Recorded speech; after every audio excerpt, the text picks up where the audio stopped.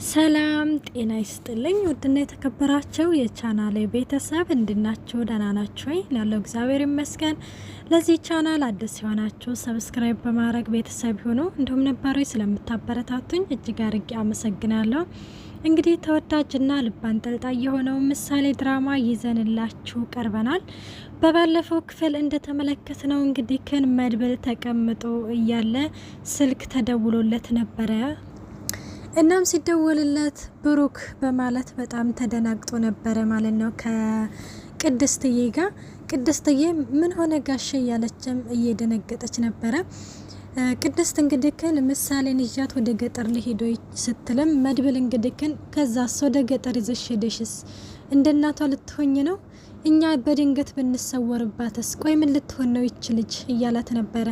እናም እንደዛ ሲላት እንግዲህ በድንገት አንድ ስልክ ይደወላል። ሲደወልም በጣም ይደነግጥና እንግዲህ ብሩክ እያለ ይላታል።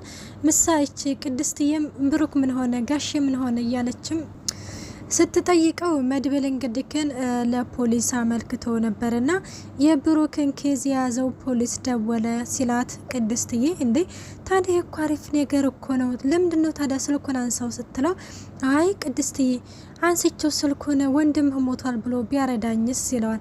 ውይ በስመ አብ ወወልድ ወመንፈስ ቅዱስ የሰይጣን ጆሮ ይደፈን። አረ እንደዛ አይባልም ጋሼ አሁን ስልኩን አንሳው። አይ አላነሳም ልብ እየፈራ ነው ይላል መድብል ማለት ነው። ምስኪን በጣም ነው ያሳዘነኝ። እና ቅድስትዬ እንግዲህ ስልኩን ከእጁ ላይ ትቀበልና ላንሳው ስልኩን ትለዋለች። አይሹ ይላታል። ቅድስቴም ስልኩን ታነሳና መድብል ጆሮ ላይ ታስቀምጣለች። መድብል ሄሎ በል ሄሎ በል ትለዋለች ቅድስትዬ ማለት ነው። እናም መድብል እንግዲህ ስልኩን ጆሮ ላይ እንዳደረገችለት በጣም በዝግታ ነው ሄሎ ያለው ማለት ነው። እናም እንደዚህ እያለ እንግዲህ በባለፈው ደግሞ አሁን ላይ ደግሞ ያው እንግዲህ እንደተመለከት ነው ዝና ተፈቷል። ዝና አሁን ላይ ኤፍራታን ማግኘት ይፈልጋል ማለት ነው። እሷን መግደል ሳይሆን ማሰቃየት ነው የሚፈልገው። የዋሳልፋ ስለሰጠችው አዋርዳኛለች እያለ አሁን ላይ እንግዲህ ብዙ ጥያቄዎች በቅንጭላቱ እየተፈጠሩበት ነው። ማህሌት አገኘታው ናፍቃይ ነበረ እንኳንም ተፈታክ ስትለው እና እንዴት ነበርክ እንዴ ምንድን ያደረገው ስትለው ይኸውልሽ እኔ ወደፊት እንጂ ያለፈን ነገር ማስታወስ አልፈልግም። ስለዚህ ያለፈን ነገር አታስታውሽኝ፣ ወደፊት ብቻ ነው። አሁን እኔ ለዚህ ነገር አይደለም የፈለኩሽ ይላታል። ከዛ በፊት ግን እሷ ናፍቃይ ነበረ ስትለው ጭራሽ ናፍቃይ ነበረ ስለዚህ ክርቦሽ ነበረ። አንቺ እኔን የምትፈልጊኝ ሲርብሽ ወይም ሲቸግርሽ ነው ሲላትም የምር ናፍቀኸኝ ነበረ ትለዋለች።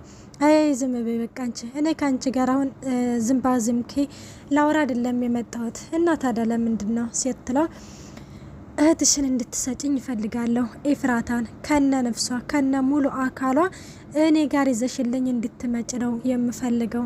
ከዛ ታዲያ ምን ልታደርጋክ ስትለው እሱን ለኔ ታዩ አሁን ግን እኔ ጋር ይዘሽልኝ እንድትመጭ ፈልጋለሁ። ይኸውልሽ ኤፍራታ እሷን ይዘሽ የማትመጭ ከሆነ አንቺ ችግር ውስጥ ትገቢያለሽ። አንቺ መሆንሽ እሷ ችግር ውስጥ እንደሆናችሁ እነግርሻለሁ። ልድገምልሽ ችግር ውስጥ ናችሁ እያለም ይነግራታል ማለት ነው።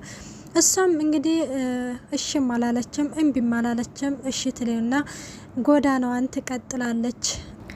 መድብል በርማሪው እንግዲህ ለብሩክ ለሞገስ እየነገረው ነበረ እና እሱ ምንድነው ያለው የብሩክ ስልክ እንግዲህ ከሳምንቶች በፊት እንደተከፈተ ነው። እናም ይሄንን ሲነግረው ይሄ ሞገስ እንግዲህ ይሄ እኮ አንድ ተስፋ እኮ ነው።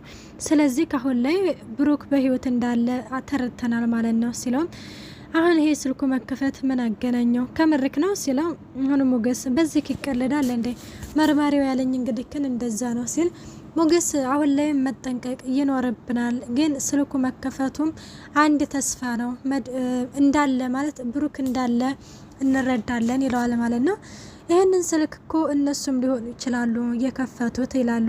በነገራችን ላይ ስልኩን የከፈቱት እነሱ ናቸው። ምክንያቱም የሆነ አለ ብለው ያኔ በባለፈው ራሱ ስለ ብሩክ የሆነ ፍንጭ እንሰጣለን እያሉ ነበረ። አሁን ላይ ይሄንን ስልኩን የከፈቱት እንግዲህ አለ ለማለት ነው ማለት ነው። መድብል ቅችን ምሳሌን ይጠራታል። ሲጠራት እዛ የታገሽ ጊዜ የምታስታውሽው ነገር አለ ሲል እንዴ ታግቼ ነበር እንዴት? አይ ነው ታግተሽ ሳይሆን እዛ የተቀመሽበት ቦታ ያስታውሽው ነገር አለ ይላታል። አይ እኔ ምንም የማስታውሰው ነገር የለም ግን ብቻ ግቢው በጣም ሰፊ ነው፣ ብዙ ክላሶች አሉት። በዛ ላይ ደግሞ በጣም ወፋፈር የሆኑ ጡት ያላቸው ሰዎች አሉ። አጎቴ ብታይ በጣም ነው የሚያስፈሩት ትላለች ማለት ነው። በጣም ነው የሚያስፈሩት፣ ንቅሳት ሁሉ አላቸው እያለችም ለእነ መድብል ትነግራቸዋለች ማለት ነው። እነ መድብልም አሁን ላይ እንግዲህ በቃ ወንድሜ ከሞተም ካለም እዛ ነው የሚሆነው ብሎ መድብል አሁን ላይ እንትን ይላል ማለት ነው። እና አሁን ቦታውን ታውቂዋለሽ ይዘሽ ብትሄጂ ይላታል። አይ አጎቴ አላውቀውም ትላለች። በዚህ ጊዜ ሞገስ እንግዲህ እንዴ ያገታት ልጅ አለ እንዴ ይላታል። እና እንደዛ እንግዲህ ሲባባሉ እሺ በቃ ይሉና ሂጂ በቃ አንቺ ቅድስት ሂጂ በቃ ምሳሌ ሂጂ ወደ ክፍልሽ ይላታል ማለት ነው። ቅድስት አለች እንዴ?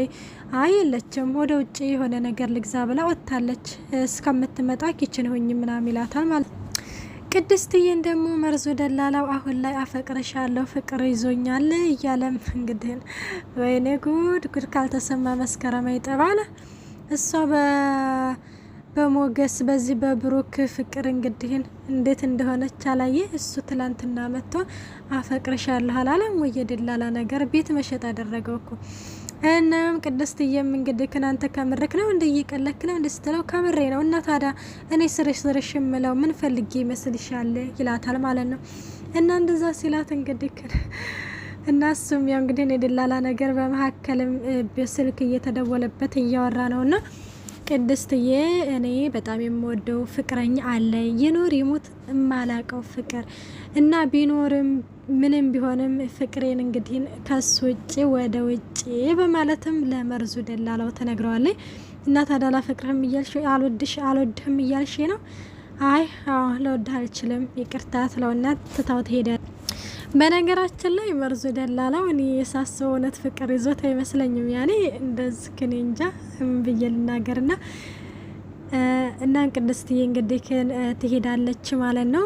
ሞገስ ደግሞ አሁን ላይ እንግዲህ ቤቱን ለማስመለስ ንብረቱን እንዲሁም ፍቺ ሂደቱን አካሄዳለሁ ብሎ እንግዲህ ክስ መስርቶ ነበረ። ጠበቃው ያው እንዳያነው ገና እንዳያት ሉላ ላይ እንግዲህ አይኑን ጥሏል ማለት ነው።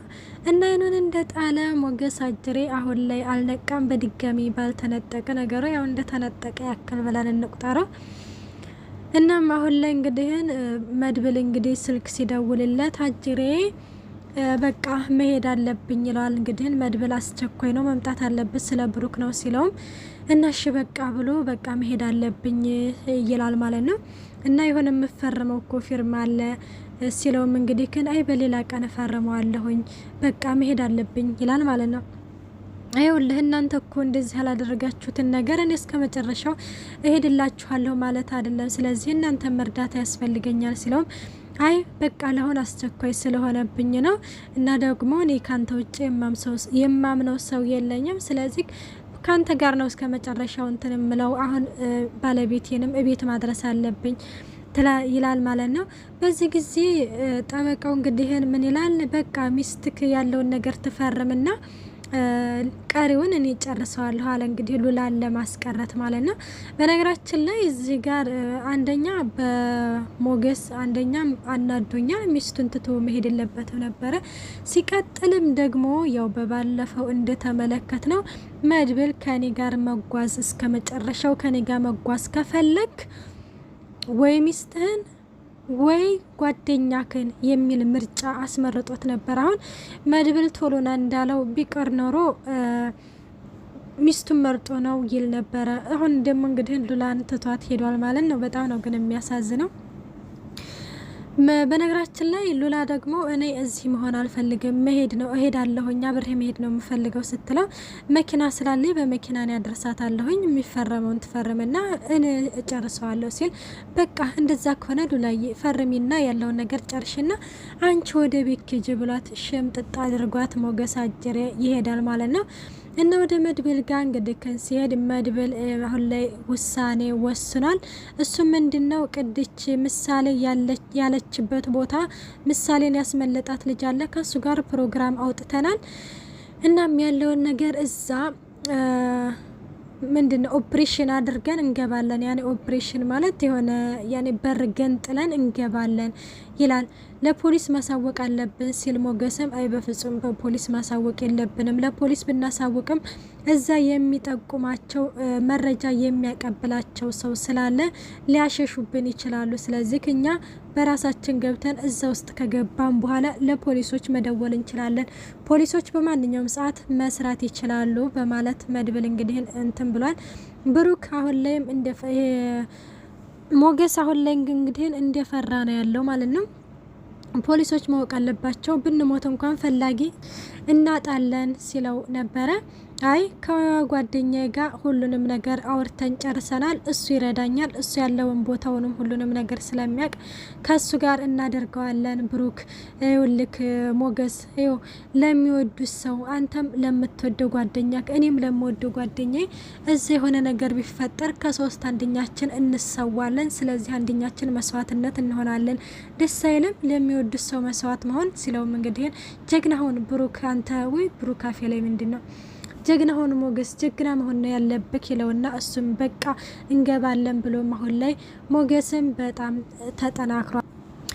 እና እንግዲህ ይህ ደላላው ደግሞ እነ ሞገስ ቤት ገብቶ ይህ ቤት እኮ ላንቺ አይመጥንሽም፣ እንዴት አንቺን የመሰለ እዚህ ጠባብ ክፍል ውስጥ ትቀመጫለሽ ሲልም እንግዲህ ስለ ድህነቱ ልትነግረኝ ከሆነ ምን ያህል ሀብትና ንብረት እንዳለው ታውቃለህ? እሱንማ አውቃለሁ፣ ግን ቢሆንም እንደዚህ አይነት ክፍል ውስጥ ላንቺ አይመጥንሽም ይላታል ማለት ነው። ባይሆን አልጋው ጥሩ ነው ይልና አልጋው ላይ ይቀመጣል።